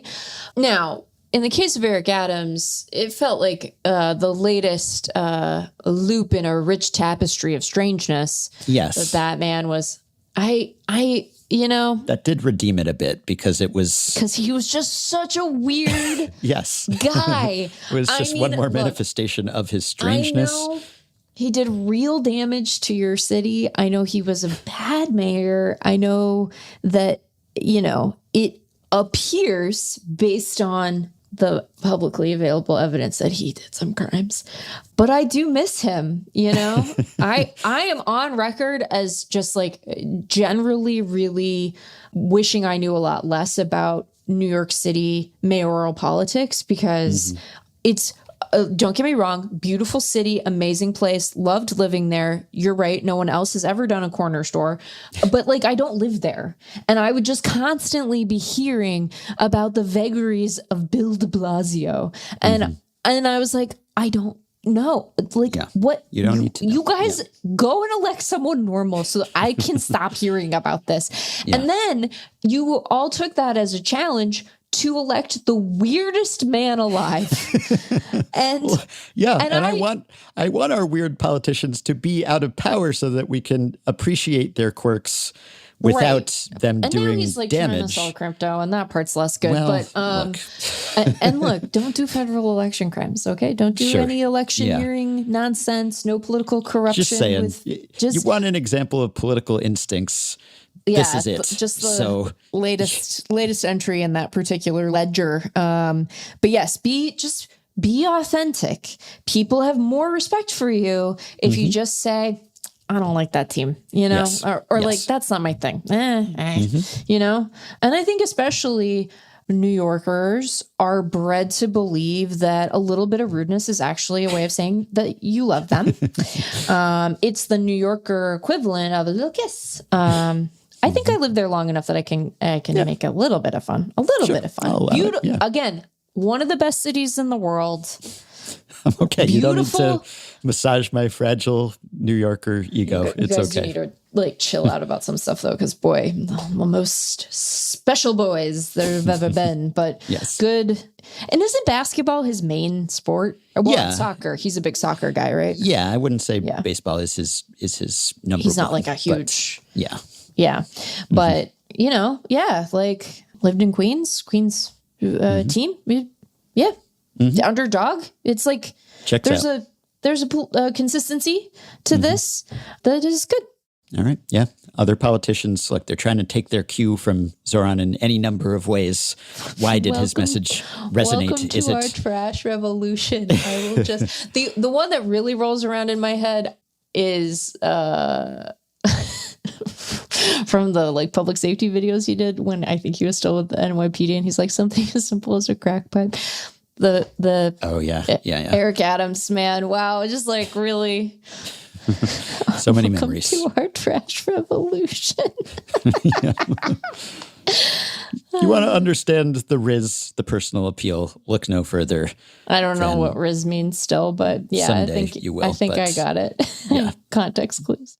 Well, we did get those terms on the Pete Crow Armstrong extension shortly after we finished recording. 6 years, $115 million. This starts in 2027. No team option, so he can become a free agent before his age 31 season. As Jeff Passan said, the lack of a club option in PCA's deal with the Cubs is rare. This is by far the biggest guarantee for a player with 5 years of club control that doesn't include an option. So they get 4 arbitration years, 2 free agent years. We will find out what kind of player he can become. And yes, cue the chorus of replies to Passan, pointing out that he'll be making less per year than Chris Bryant, Giancarlo Stanton, calling it a steal. Why do I feel like that's cheap? One person said, well, because you don't understand service time. Sick burn by me, I know. I will remind everyone one more time, vote in our preseason predictions game. Go to ewstats.com. Chris Hanel has gone all out. He has designed statuettes for the listener victors, which will be 3D printed later this year. Maybe you can get one if you participate. You know, speaking of one of our other competitions, if I were not John Brebia's biggest fan, which I am, I might have mentioned that his release by the Rockies has some serious minor league free agent draft implications because he was Ben Clemens' 4th round pick. But because I am John Brebia's biggest fan, I would have happily accepted a boost to other Ben's team if it meant that Brebbia could be back in the bigs. I will say 8 of my 10 draftees are currently projected for major league playing time on the FanGraphs depth charts. Could I go 10 for 10 again? Can lightning strike twice? I dare not dream. Quick correction, I mentioned in my preseason predictions that if the AL East produced 4 playoff teams, that was one of my bold predictions, that it would be the first time a division had ever done that. Not so. In 2020, the NL Central produced 4 playoff teams. 60-game season, 16-team playoffs, Cubs, Cardinals, Brewers, Reds, all bounced in the first round. Barely counts, but yes, technically, that did happen. In my defense, I was cribbing from an Athletic article that also seemed to have forgotten that bit of lore, but hey, didn't we all voluntarily or involuntarily forget plenty of things that happened in 2020? Oh, and other Ben's theme in the preseason predictions game, there was something that was uniting his predictions. He kept it a mystery, but the mystery has been solved, and he announced it. It was players from ACC schools. Obviously, that was lost on me. Seen a disconcerting amount of speculation about Bauman's prediction about the erotic fiction featuring Tony Vitello. Very worried that the observer effect will come into play here, and someone will tamper with the sanctity of the predictions by producing that fic themselves. I hope that doesn't happen, though. Let's just let the experiment play out. Finally, if you want more of me and Meg, she joined me on this week's episode of Hang Up and Listen. We did a fun little baseball season preview segment, which didn't duplicate our 15-episode-long season preview series on Effectively Wild. So go check it out. I will link to it. And if you want more me and Meg on Effectively Wild, well, you're going to get some for free in the middle of this week. But the 3rd episode of this week will be for Patreon supporters. There is still time to sign up at patreon.com/effectivelywild. Speaking of which, it's the traditional time to plug that. You can go to patreon.com/effectivelywild and sign up to pledge some monthly or yearly amount to help keep the podcast going, help us stay ad-free, and get yourself access to some perks, a pretty big perk, as have the following 5 listeners. And we've had an influx of new names since our announcement, so it'll take me a while to work through these. But let's start with The Variety, Benedict Brothers, Chad Jobin, Maddie B, and Norbert Hartz. Thanks to all of you. Patreon perks now include access to a full regular episode of Effectively Wild every week, monthly bonus episodes, playoff live streams, and a new in-season live stream, access to our Discord group, shout-outs at the end of episodes, potential podcast appearances, personalized messages, ad-free FanGraphs memberships, and so much more. Check out all the offerings at patreon.com/effectivelywild. If you are a Patreon supporter, you can message us through the Patreon site. If not, you can contact us via email. Send your questions, comments, intro and outro themes to podcast@fangraphs.com. You can rate, review, and subscribe to Effectively Wild on Apple Podcasts, Spotify, YouTube Music, and other podcast platforms. You can join our Facebook group at facebook.com/group/effectivelywild. You can find the Effectively Wild subreddit at r/effectivelywild. And you can check the show notes in the podcast post at FanGraphs or Patreon or the episode description in your podcast app for links to the stories and stats we cited today. Thanks to Shane McKeon for his editing and production assistance. Happy quasi-opening day. We will be back with another episode soon. Talk to you then.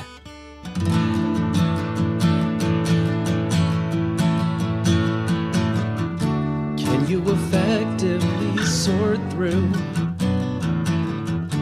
all of these stats and players in your head?